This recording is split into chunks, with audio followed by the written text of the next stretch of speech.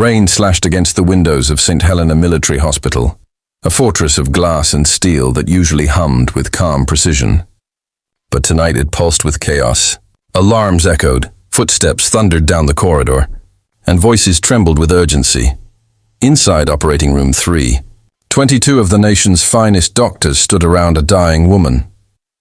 Her name was Lena Armstrong, only 24 years old, the beloved daughter of four-star General Raymond Armstrong, one of the most respected men in the military. But tonight, all his medals, all his power, meant nothing. Lena's heart monitor beeped erratically, each sound sharper and slower than the last. "BP dropping fast," shouted a nurse. "Prep another dose of diazoline," barked Dr. Collins, the lead surgeon. Another doctor shook his head. "We've already given her 3 rounds, sir." "Her body's rejecting it." "Then double it," Collins snapped, sweat dripping down his brow. "We're losing her!" Outside the observation window, General Armstrong stood frozen, watching the scene unfold through the fogged glass. The man who'd faced war zones, commanded thousands of soldiers, and never once trembled, now had tears brimming in his eyes. His daughter's hand hung limp beside the bed, her skin pale as porcelain. "God, please don't take her," he whispered, voice cracking.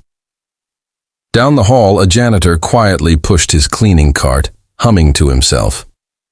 His name tag read Ethan Cole. He'd been working night shifts for months, unnoticed, invisible, just another face in a gray uniform. But tonight, something in the air drew his attention. The shouting, the fear, it wasn't just another emergency. Something felt wrong. He parked his cart and peered through the window. The room was chaos, machines flashing, doctors yelling, and a young woman lying still amidst the storm. Ethan didn't know her name, but he could see the desperation in the doctor's eyes, the same look he'd seen once before, years ago, the night his wife had died. Back then, she'd been rushed into a hospital after a routine injection went wrong. Ethan had begged them to check the drug label, swearing it was the wrong one for her blood type. But no one listened to a janitor. By the time the doctors realized, it was too late. Her death had shattered him. He'd left his job as a medic and started mopping floors in silence, the closest he could bear to being near medicine again. Now, watching Lena's monitors spike and crash, that same dread gripped his chest. He stepped closer, squinting as a nurse prepared another injection.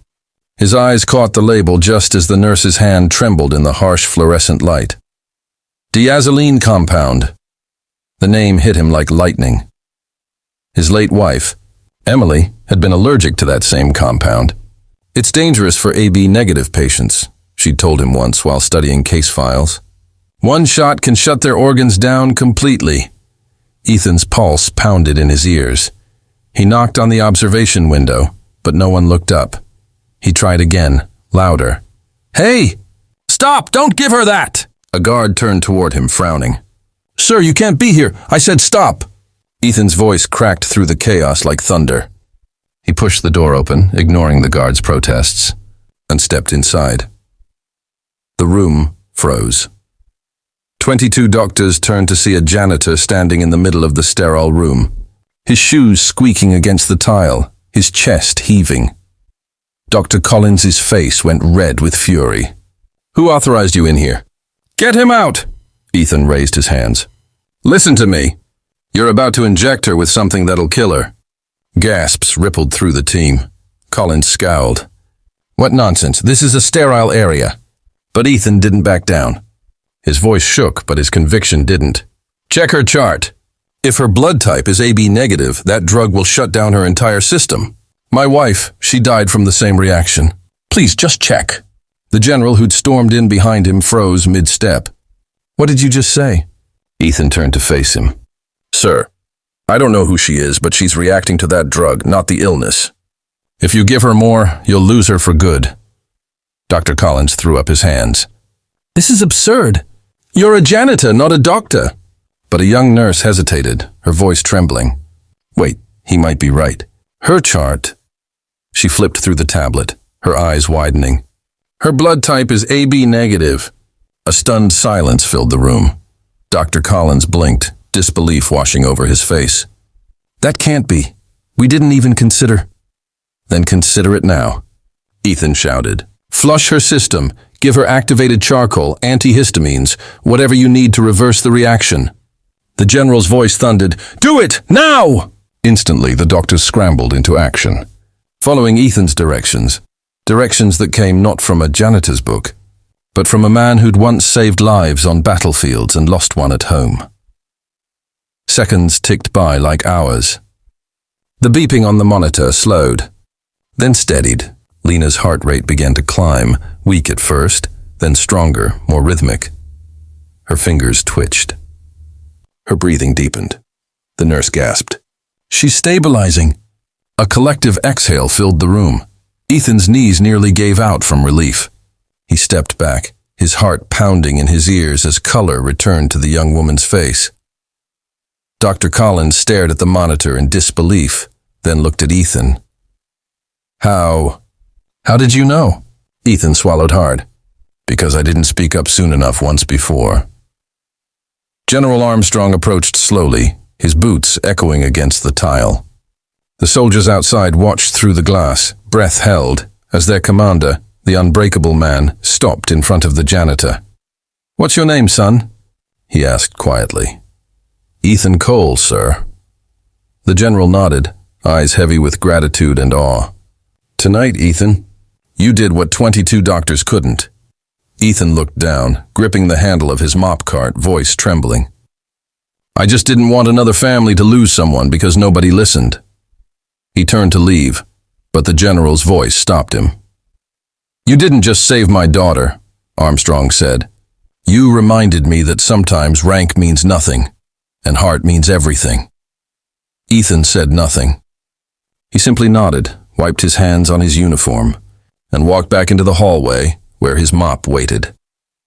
Behind him, the storm outside had begun to quiet, and inside that hospital, the monitors sang the rhythm of a life saved not by title or training, but by truth and courage from an ordinary man with an extraordinary heart.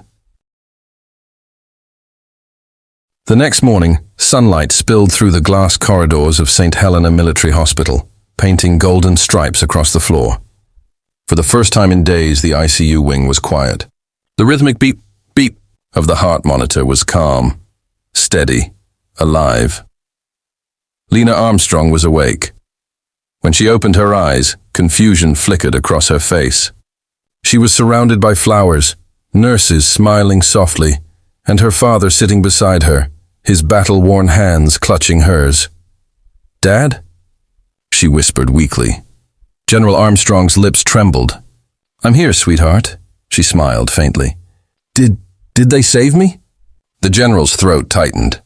"They tried, but it wasn't the doctors who saved you, Lena." He paused, the weight of the words sinking in. "It was a janitor."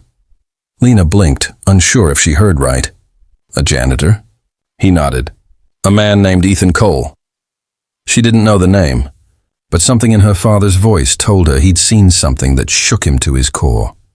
Down the hall, Ethan was quietly mopping near the supply room. He moved carefully, avoiding attention as always. The night before still felt unreal. He kept expecting someone to tell him it was all a mistake, that he had overstepped, that he didn't belong there. He just wanted to finish his shift and disappear. But fate had other plans. A soldier in uniform stopped beside him. "Mr. Cole?" Ethan looked up, startled. Yes, sir? The general wants to see you. Immediately." Ethan hesitated, heart pounding. "Am I in trouble?" The soldier gave the faintest smile. "Not the kind you think." The general's office was spacious but simple. An old photograph of Lena as a child on the desk, medals framed along the walls. The air smelled faintly of leather and rain. General Armstrong stood by the window, looking out over the hospital courtyard where the flag waved gently in the morning breeze. He didn't turn when Ethan entered. "Close the door," the general said quietly. Ethan obeyed. He stood awkwardly near the entrance, unsure whether to salute, speak, or remain silent. After a long pause, the general turned. His eyes, though stern, carried something Ethan hadn't seen before: gratitude.